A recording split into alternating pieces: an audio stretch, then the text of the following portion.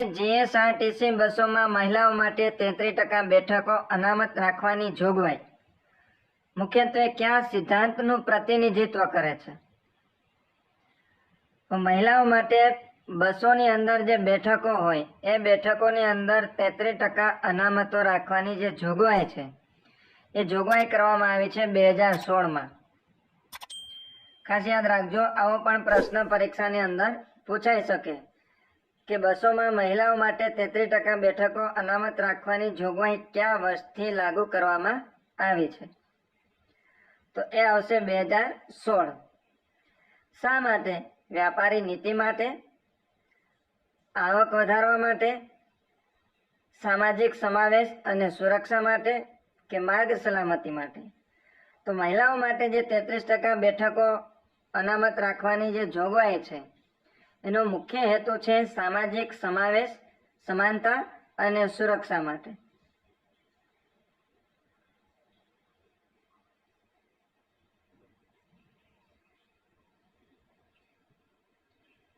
Third party ઇન્સ્યોરન્સની ફરજિયાત જોગવાઈ કઈ કલમમાં કરવામાં આવી છે? વાહનો માટે થર્ડ પાર્ટી ઇન્સ્યોરન્સ કરાવવું ફરજિયાત હોય છે. તો એની જોગવાઈ મોટર વાહન અધિનિયમ 1988ની કલમ નંબર 146 ની અંદર કરવામાં આવી છે. આ પ્રશ્ન પણ ખાસ યાદ રાખજો, પરીક્ષાની અંદર અલગ અલગ કલમો પણ પૂછાઈ શકે. તો એમાં થર્ડ પાર્ટી ઇન્સ્યોરન્સની જે જોગવાઈ છે એ જોગવાઈ કરવામાં આવી છે કલમ નંબર 146માં. 140 છે એ રદ કરવામાં આવી છે. કલમ નંબર 140 હાલ પૂરતી રદ છે. ત્યાર પછી કલમ નંબર 145 એ છે થર્ડ પાર્ટી વીમા અંગેની વ્યાખ્યા માટે. થર્ડ પાર્ટી વીમા અંગેની વ્યાખ્યા. ત્યાર પછી 164 છે એ છે કોઈ વ્યક્તિનું મૃત્યુ થયું હોય જ્યારે એક્સિડન્ટ દરમિયાન થર્ડ પાર્ટી વ્યક્તિનું મૃત્યુ થયું હોય અથવા તો ગંભીર રીતે ઈજાગ્રસ્ત થયો હોય તો એમને અથવા તો એમના વારસદારને વળતર ચૂકવવાનું થાય છે. એ વળતર અંગેની જોગવાઈ કરવામાં આવી છે કલમ નંબર 164માં. આ પ્રશ્નનો સાચો જવાબ થશે કલમ 146 કે જેમાં થર્ડ પાર્ટી ઇન્સ્યોરન્સની ફરજિયાત જોગવાઈ કરવામાં આવી છે.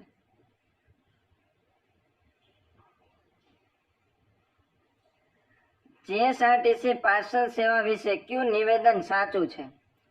જીએસઆરટીસી જે પાર્સલની સેવા આપે છે એમાં નીચેનામાંથી કઈ બાબત સાચી છે? પહેલું છે ડોર ટુ ડોર ડિલિવરી આપે છે? ના, ડોર ટુ ડોર ડિલિવરી આપતી નથી. બીજું છે કુરિયર એજન્સી તરીકે કાર્ય કરે છે? તો એ પણ ના. બસ સ્ટેશનથી બસ સ્ટેશન માલ પરિવહન કરે છે? તો કે હા. કુરિયરમાં કઈ રીતના સેવા આપે છે? તો કે બસ સ્ટેશનથી બસ સ્ટેશન માલનું પરિવહન કરે છે.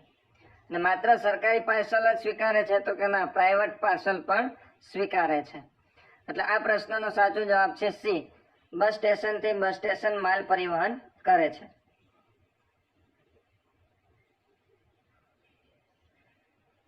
જીએસઆરટીસીના કંટ્રોલ અને કમાન્ડ સેન્ટરનો મુખ્ય હેતુ શું છે? જીએસઆરટીસીના કંટ્રોલ અને કમાન્ડ સેન્ટરનો મુખ્ય હેતુ છે જીપીએસ આધારિત બસ મોનિટરિંગ કરવું.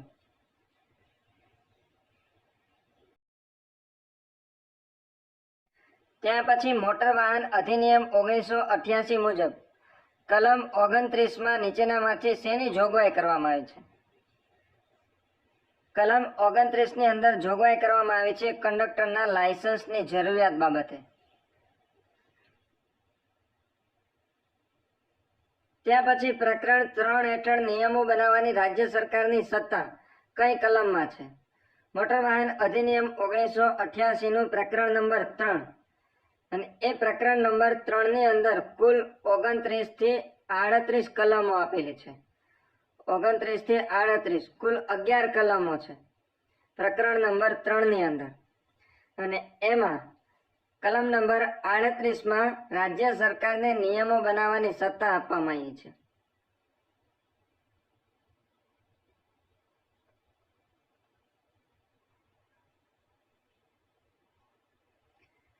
જીએસઆરટીસી કંડક્ટર પરીક્ષાના સંદર્ભમાં કંડક્ટર લાયસન્સ સંબંધિત ચેપ્ટર 3 માં કઈ કલમોનો સમાવેશ થાય છે?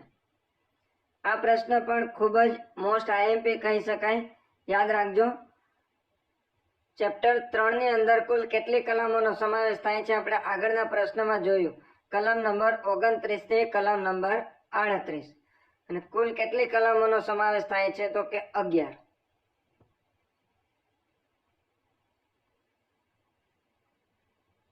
ત્યાં પછીનો પ્રશ્ન છે, કંડક્ટરનું જે લાયસન્સ હોય એ લાયસન્સ ગેરલાયક ઠેરવવાની કોર્ટની સત્તા કઈ કલમ હેઠળ આપવામાં આવી છે?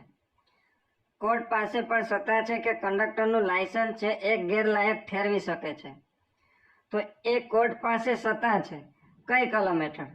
જવાબ છે કલમ નંબર 35.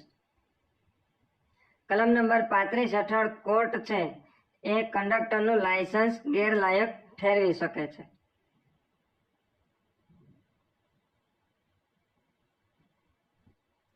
ત્યાં પછી 2017માં પૂછાયેલો એક પ્રશ્ન છે, બે મુસાફરો કે જેમાં એક 8 વર્ષનું બાળક છે અને 2 સ્ટેજની મુસાફરી કરે છે. જો આખી ટિકિટ માટે કિલોમીટર દીઠ 2 રૂપિયા ભાડું લાગે તો બંને મુસાફરોને ચૂકવવા પાત્ર થતું કુલ ભાડું કેટલું થાય? તો ખાસ સમજો, 2 મુસાફરો છે, એમાં એક 8 વર્ષનું બાળક છે, એટલે એક આખી ટિકિટ અને એક અડધી ટિકિટ. 2 સ્ટેજની મુસાફરી કરે છે. આપણે મુસાફરી આપી છે સ્ટેજમાં અને ભાડું આપ્યું છે કિલોમીટર દીઠ 2 રૂપિયા. એક સ્ટેજ એટલે 6 કિલોમીટર, 2 સ્ટેજ એટલે 12 કિલોમીટર. 1 કિલોમીટરના 2 રૂપિયા ભાડું થાય તો 12 કિલોમીટરના કેટલા થાય? 24 રૂપિયા. 12 કિલોમીટરના થશે 24 રૂપિયા. બંને મુસાફરોને કુલ કેટલું ભાડું ચૂકવવાનું થશે? એટલે એક ટિકિટના 24 રૂપિયા પ્લસ બીજી અડધી ટિકિટના 12 રૂપિયા. 12 પ્લસ 24 કુલ થશે 36 રૂપિયા. જવાબ છે સી.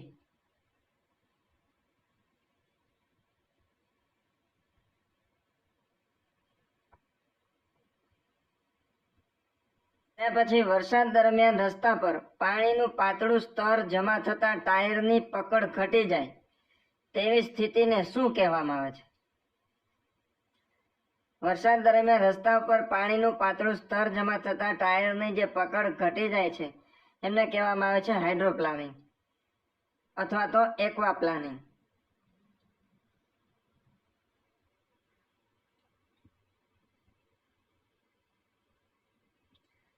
આજે બુધવાર છે તો પછીના રવિવાર પછી 25મા દિવસે કયો વાર આવશે? આજે બુધવાર છે તો પછીના રવિવાર પછી આપણે રવિવાર પછી 25મા દિવસે કયો વાર આવશે એ ગોતવાનું છે. તો રવિવાર પછી 25મા દિવસે એટલે 25 ભાગ્યા 7 કરશું. 25 ભાગ્યા 7 7 તેરી 21, શેષ વધશે 4.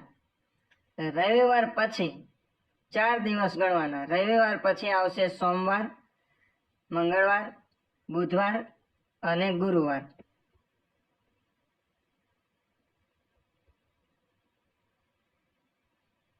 સાચો જવાબ છે સી.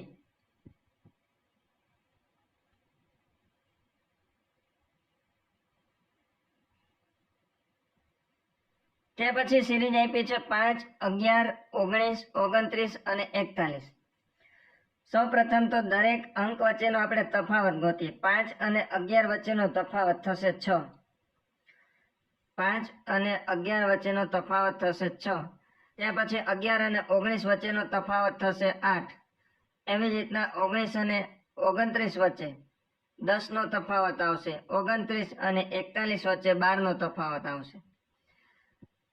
પ્રથમ 2 અંક વચ્ચે 6 નો તફાવત, પછી 8 નો તફાવત, પછી 10, પછી 12 અને પછી આપણે તફાવત કરવાનો થશે 14 નો. એટલે 41માં આપણે 14 ઉમેરશું. 41માં 14 ઉમેરશું એટલે આવશે 55.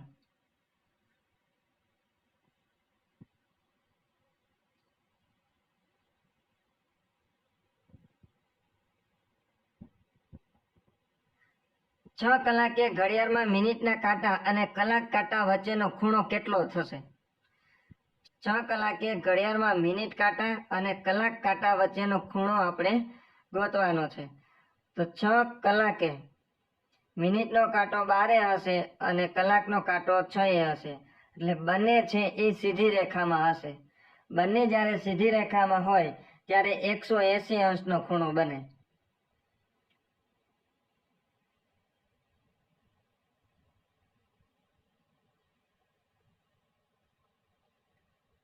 ત્યાં પછી 3 વાગ્યાનું અરીસામાં પ્રતિબિંબ કયો સમય દર્શાવે છે?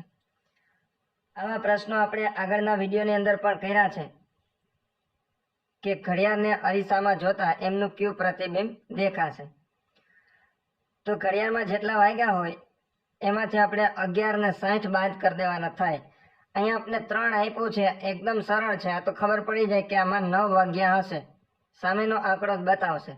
પરંતુ જ્યારે 10:40 આપ્યા હોય, 3ની જગ્યાએ 10:40 આપ્યા હોય, 8:20 આપ્યા હોય, 4:30 આપી હોય, ત્યારે શું કરવાનું? તો કે ત્યારે 11:60 માંથી આપણે જે ઘડિયાળમાં ટાઈમ આપ્યો હોય એ ટાઈમ બાદ કરી દેવાના. અહીં આપણે 3 આપ્યું છે, તો 11:60 માંથી આપણે 3 બાદ કરી દઈએ. 60 એમને મૂકી દઈએ. 11 માંથી 3 બાદ કરશું એટલે આવશે 8. 8:60 એટલે 9. 8 વાગ્યા ને 60 મિનિટ એટલે 9 વાગ્યા હશે.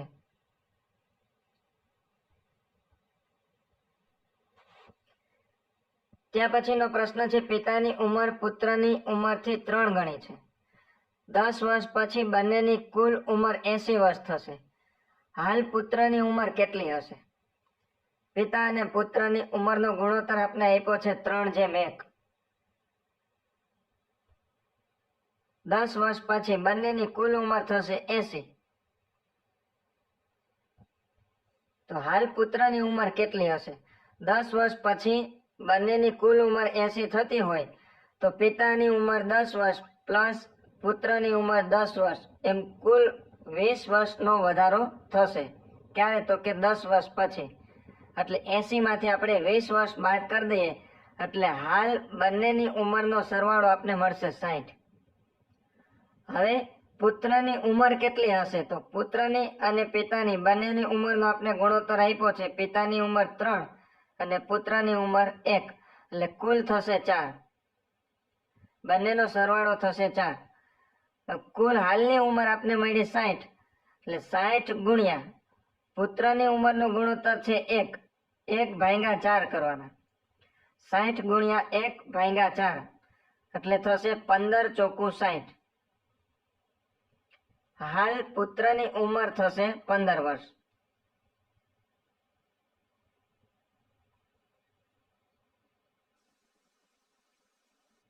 ત્યાં પછી CAT બરાબર 24, ડોગ બરાબર 26, તો BAT બરાબર શું થશે? અહીંયા આલ્ફાબેટની એના ક્રમ પ્રમાણે એના આંકડા આપ્યા છે. CAT, C છે એ કેટલા નંબર ઉપર હશે? તો કે 3 નંબર ઉપર. ખાસ જોજો, C છે એ 3જા નંબર ઉપર છે, 3. પછી A છે એ 1 નંબર ઉપર છે. T આવશે 20 નંબર ઉપર. એટલે આ ત્રણેયનો સરવાળો 3 + 1 + 20 એટલે થશે 24. એવી જ રીતના ડોગનો 26 અંક આપ્યા છે. તો BAT, B છે એ બીજા નંબરે છે, A છે એ પહેલા નંબરે અને T છે એ 20 નંબર. એટલે 2 + 1 + 20 કુલ થશે 23.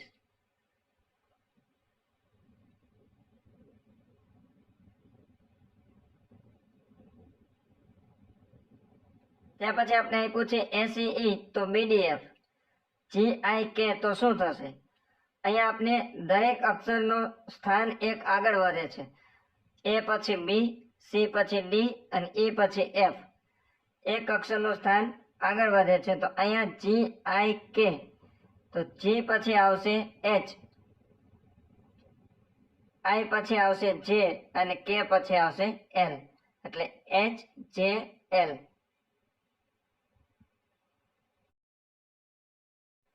જો સાઉથ ને HTUOS તો ઈસ્ટ ને કેવી રીતે લખાય? અહીંયા જે શબ્દ આપ્યો છે સાઉથ એને ઉલટા ક્રમમાં ગોઠવો છે. પહેલા લીધો છે H, પછી T, U, O અને S. એટલે જે સાઉથ છે એને ઉલટા ક્રમમાં લીધું છે, તો ઈસ્ટ ને પણ આપણે ઉલટા ક્રમમાં ગોઠવવાનું થશે, TSAE.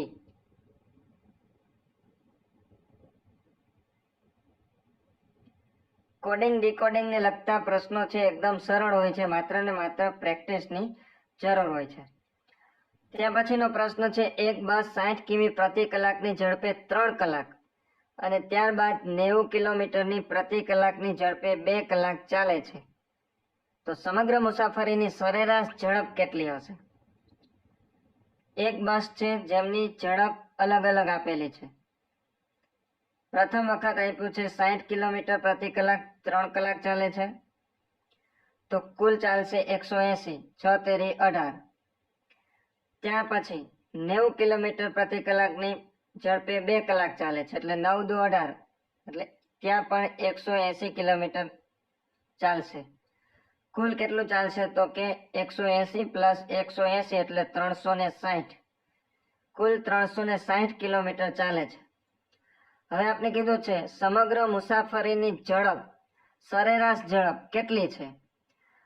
પ્રથમ 3 કલાક ચાલે છે અને પછી 2 કલાક ચાલે છે, એટલે કુલ 5 કલાક ચાલે છે અને અંતર કાપે છે 360.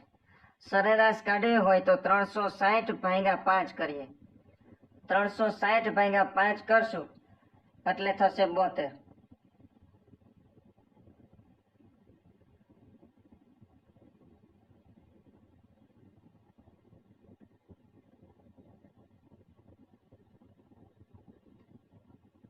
ત્યાં પછી પવનનો સમાનાર્થી શબ્દ જણાવો. પવનનો સમાનાર્થી શબ્દ થશે અનિલ, અથવા તો એને કહેશું વાયુ. સાચો જવાબ છે એ.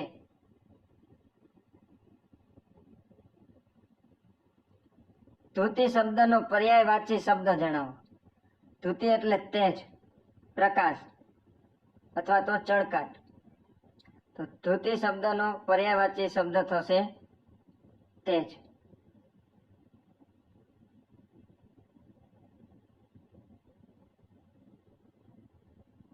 ત્યાં પછી રૂઢિપ્રયોગનો અર્થ આપો. આંખ આડા કાન કરવા. આંખ આડા કાન કરવા રૂઢિપ્રયોગનો અર્થ થશે વાત પર ધ્યાન ન આપવું. સાચો જવાબ છે બી. ત્યાં પછીનો પ્રશ્ન છે, નીચેનામાંથી કયો માત્રામેળ છંદ છે? આપણે 4 છંદ આપેલા છે. પેલું છે સાદુલ વિક્રોડિત, બીજું છે મંદાકાંતા, ત્રીજું છે હરિગીત અને ચોથું છે પૃથ્વી. તો કયો છંદ છે એ માત્રામેળ છે? સાદુલ વિક્રોડિત છે એ અક્ષરમેળ છંદ છે કે જેમાં 19 અક્ષર હોય છે, 19 અક્ષર હોય છે. મંદાકાંતાની અંદર 17 અક્ષર હોય છે. હરિગીત છે એ માત્રામેળ છંદ છે કે જેમાં 28 માત્રા હોય છે અને પૃથ્વીની અંદર 17 અક્ષર હોય છે, એ અક્ષરમેળ છંદ છે. સાદુલ વિક્રોડિત અક્ષરમેળ છંદ છે, મંદાકાંતા અને પૃથ્વી આ જે છે 3 એ અક્ષરમેળ છંદ છે, જ્યારે હરિગીત છે એ માત્રામેળ છંદ છે કે જેમાં કુલ 28 માત્રા હોય છે.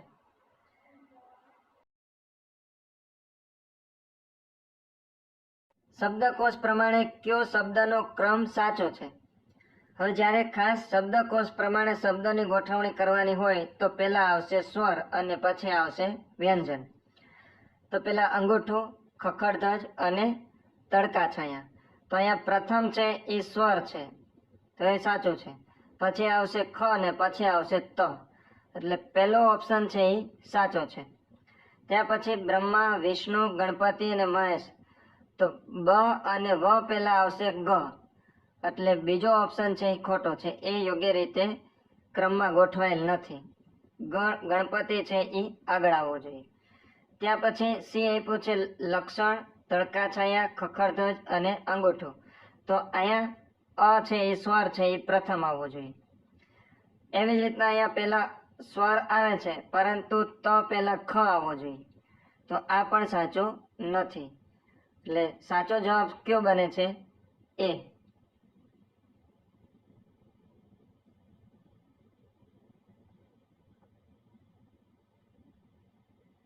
દુધિયા કરે છે કેટલાય ઘા રહી રહી. વાક્યમાં નિપાત ઓળખાવો. નિપાત બનશે એ. દુધિયા કરે છે કેટલાય ઘા રહી રહી. તો એ છે એ ભારવાચક નિપાત છે.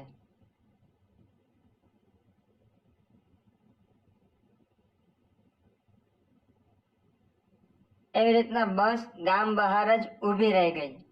આ વાક્યમાં નિપાત ઓળખાવો. દર્શક મિત્રો, આનો જવાબ તમારે કમેન્ટ બોક્સની અંદર આપવાનો છે કે બસ ગામ બહાર જ ઊભી રહી ગઈ. આમાં નિપાત કયો આવશે? જ, રહી, બસ કે ગામ?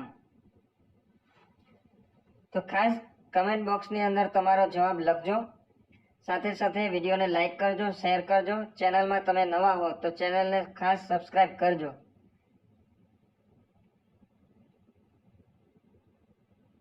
નીચેનામાંથી કયું જોડકું ખોટું છે? ખોટું જોડકું આપણે ગોતવાનું છે. એમાં પુસ્તક અથવા તો કૃતિનું નામ આપ્યું છે અને સાહિત્યકાર છે. પ્રથમ છે અખે ગીતા અને અનુભવ બિંદુ. અખે ગીતા અને અનુભવ બિંદુ ના સાહિત્યકાર એટલે કે એમની રચના કરનાર છે અખો. એટલે પહેલું જોડકું છે એ સાચું છે. ત્યાં પછી બીજું છે અમાસના તારા. અમાસના તારાની રચના કરનાર છે કિશનસિંહ ચાવડા. તો એ પણ સાચું છે. ત્યાર પછી આગગાડી અને મંદાકિની, એની રચના કરનાર છે ચંદ્રવદન ચિમનલાલ મહેતા. તો એ પણ સાચું છે. અને ઓતરાતી દિવાલો, જીવનનો આનંદ, સ્મરણ યાત્રા, હિમાલયનો પ્રવાસ, એમની રચના કરનાર છે કાકા સાહેબ કાલેલકર. એટલે એ પણ સાચું છે. એટલે આપેલા તમામે તમામ જોડકા સાચા છે. જવાબ છે ડી.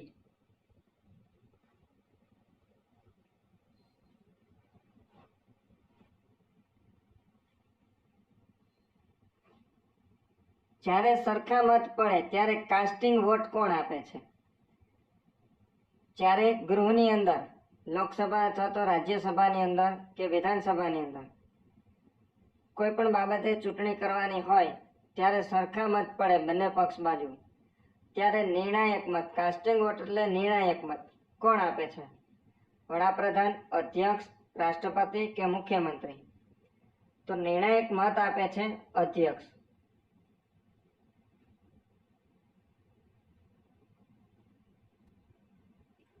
રૂપિયાનું ઝાડ ચિત્રકૃતિ માટે કોણ જાણીતા છે? રૂપિયાનું ઝાડ ચિત્રકૃતિ માટે જાણીતા છે રસિકલાલ છોટાલાલ પારેખ. જવાબ છે ડી, રસિકલાલ પારેખ, કે જેમનું પૂરું નામ છે રસિકલાલ છોટાલાલ પારેખ.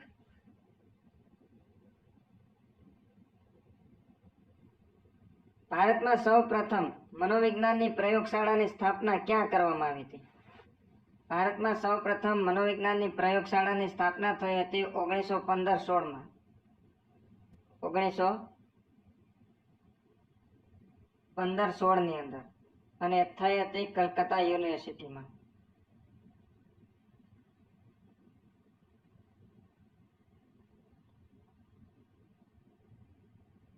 રાજ્ય આયોજન પંચના અધ્યક્ષ કોણ હોય છે? રાજ્ય આયોજન પંચના અધ્યક્ષ હોય છે મુખ્યમંત્રી અને કેન્દ્ર આયોજન પંચના અધ્યક્ષ હોય છે વડાપ્રધાન.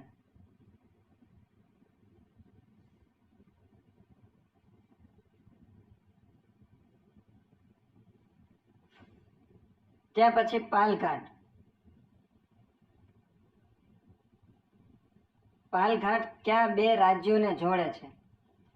પાલઘાટ છે એ પશ્ચિમ ઘાટમાં આવેલો કુદરતી માર્ગ છે કે જે કેરળ અને તમિલનાડુને જોડે છે. કેરળ અને તમિલનાડુ.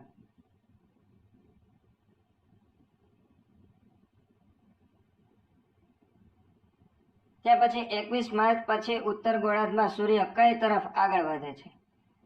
21 માર્ચ પછી સૂર્ય છે ઉત્તર તરફ ખસતો દેખાય છે, એટલે એ કર્કવૃત તરફ આગળ વધે છે. જવાબ છે એ, કર્કવૃત.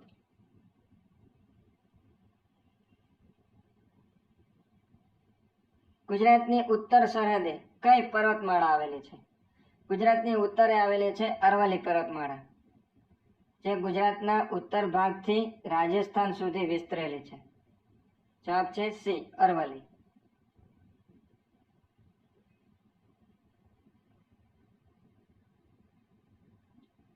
વિશ્વની સૌથી ઊંચી પ્રતિમા સ્ટેચ્યુ ઓફ યુનિટી ક્યાં ટાપુ પર આવેલ છે? સ્ટેચ્યુ ઓફ યુનિટી આવેલ છે સાધુ બેટ ઉપર.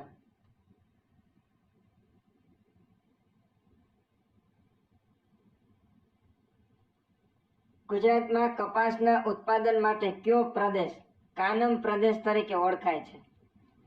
કાનમ પ્રદેશ એ કપાસના ઉત્પાદન માટે ખૂબ જ ફળદ્રુપ જમીન છે અને ત્યાં પુષ્કળ પ્રમાણમાં કપાસનું ઉત્પાદન થાય છે. તો આ જે કાનમ પ્રદેશ છે એ આવેલો છે ભરૂચ અને વડોદરા વચ્ચેનો પ્રદેશ, એટલે કાનમ પ્રદેશ. ભરૂચ અને વડોદરા વચ્ચેનો જે પ્રદેશ છે એને કહેવામાં આવે છે કાનમ પ્રદેશ.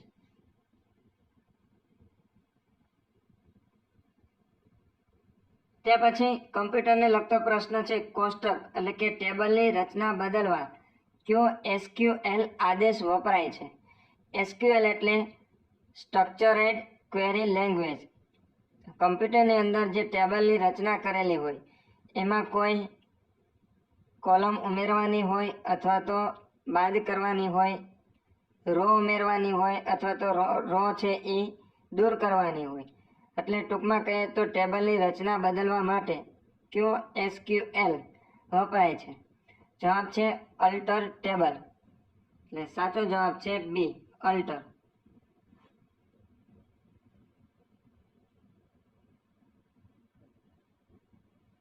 વિન્ડોઝ ઓપરેટિંગ સિસ્ટમમાં ફ્રી ચેટ કરવા માટે કયું સોફ્ટવેર ઉપલબ્ધ હતું?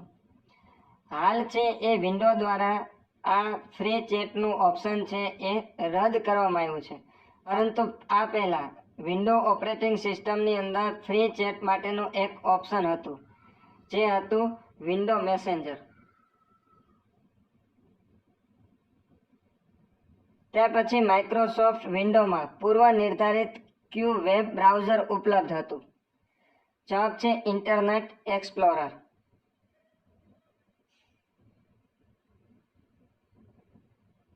ત્યાર પછીનો પ્રશ્ન છે નીચેનામાંથી કયું સર્ચ એન્જિન છે? જવાબ છે યાહૂ. યાહૂ છે એ સર્ચ એન્જિન છે. ક્રોમ અને સફારી છે એ બ્રાઉઝર છે અને આઉટલુક છે એ ઈમેલ સેવા છે. એટલે યાહૂ છે એ છે સર્ચ એન્જિન.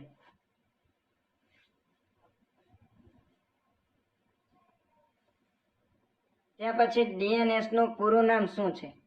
DNS નું પૂરું નામ છે domain name system. Domain name system. Outlook express કયા પ્રકારનો પ્રોગ્રામ છે? આઉટલુક એક્સપ્રેસ છે એ છે ઈમેલ ક્લાયન્ટ. એટલે સાચો જવાબ છે એ.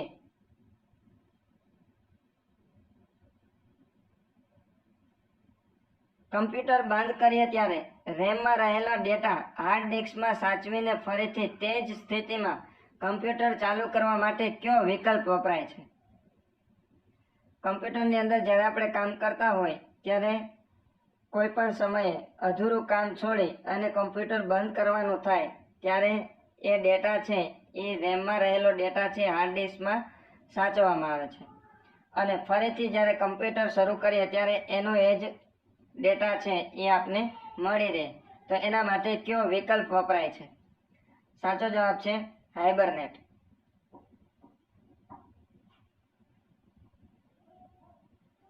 જે અંગ્રેજી ગ્રામરને લગતો પ્રશ્ન છે the opposite of brave. Brave એટલે બહાદુર. બહાદુરનું વિરોધાર્થી થશે ડરપોક, જેને ઇંગ્લિશમાં કહેવામાં આવે છે કાવર્ડલી. COWARDLY, કાવર્ડલી, જેનો અર્થ થશે ડરપોક અથવા તો કાયરતા ભર્યું. બ્રેવનો અર્થ થશે બહાદુર અથવા તો શૂરવીર.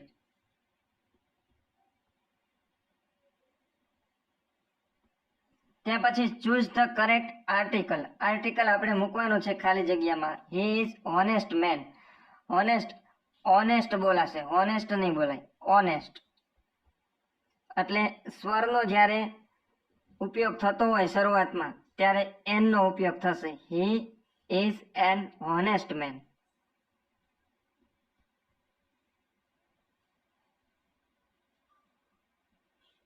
તે ખાલી જગ્યા પ્લેઇંગ ક્રિકેટ નાવ, ચાલુ વર્તમાન કાળ, એટલે વપરાશે આર.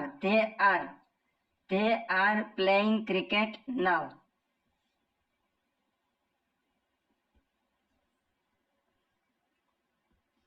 હી ડીડ નોટ ખાલી જગ્યા ધ લેટર.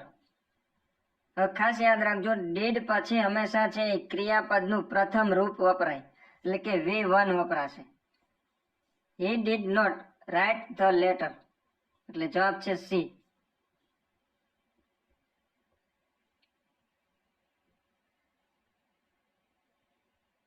તે પછી આપણે પ્રિપોઝિશન મૂકવાનું છે. ધ બુક ઇઝ ખાલી જગ્યા ધ ટેબલ, તો આમાં આવશે ઓન.